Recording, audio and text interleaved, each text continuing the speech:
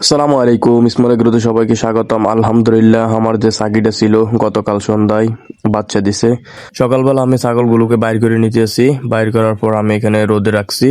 আসলে রোদে রাখার কারণ হচ্ছে কি, ছাগলগুলো যেন ঠান্ডা না লাগে। যে বাচ্চাগুলো দিচ্ছে, বাচ্চাগুলো এখনো খুবই ছোট। এগুলো যদি কোনো এখন ঠান্ডা লাগে যায় তাহলে এগুলো বাঁচানো খুবই কষ্টকর।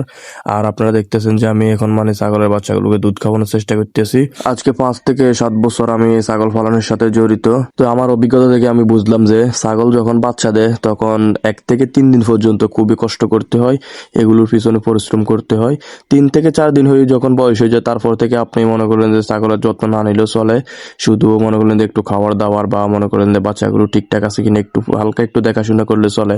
তবে প্রথম 3 দিন মনে করলেন যে আপনাকে পরিশ্রম করতে হবে। যেমন আমি এখানে মনে করলেন যে ছাগলের বাচ্চাগুলোকে হাত দিয়ে ধরে দুধ খাওয়াইতে হয়, এবং কি মনে করলেন যে সকাল বিকেল এবং রাতে প্রত্যেকদিন 3 থেকে 4 বার আমি হাত দিয়ে ধরে ছাগলের বাচ্চাগুলোকে দুধ খাওয়াই।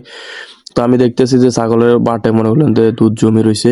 আসলে দুধগুলো যদি কোনো দহন না করে পরবর্তীতে বাটে সমস্যা হতে পারে, সেই জন্য আমি এখানে দুধগুলো সংগ্রহ করে নিতেছি। আলহামদুলিল্লাহ, এখানে মনে করেন যে প্রায় 250 গ্রামের মতো দুধ সংগ্রহ করছি। তো এই দুধগুলো খাওয়া যায়। আসলে দুধগুলো যদি কোনো আপনি জাল দিয়ে খান তাহলে দেখবেন যে একটু সরা হয়ে যাবো। তো সরা হয়ে গেলে আপনি একটু চিনি দিয়ে এগুলো খেতে পারেন।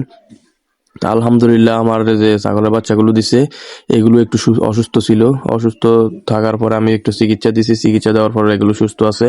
ভিডিওর স্ক্রিনে দেখতেছেন যে আপনারা ছাগলের বাচ্চাটার যে পায়খানার রাস্তাটা খুবই ময়লা হয়ে রয়েছে। আসলে পায়খানা লাগিয়ে রয়েছে।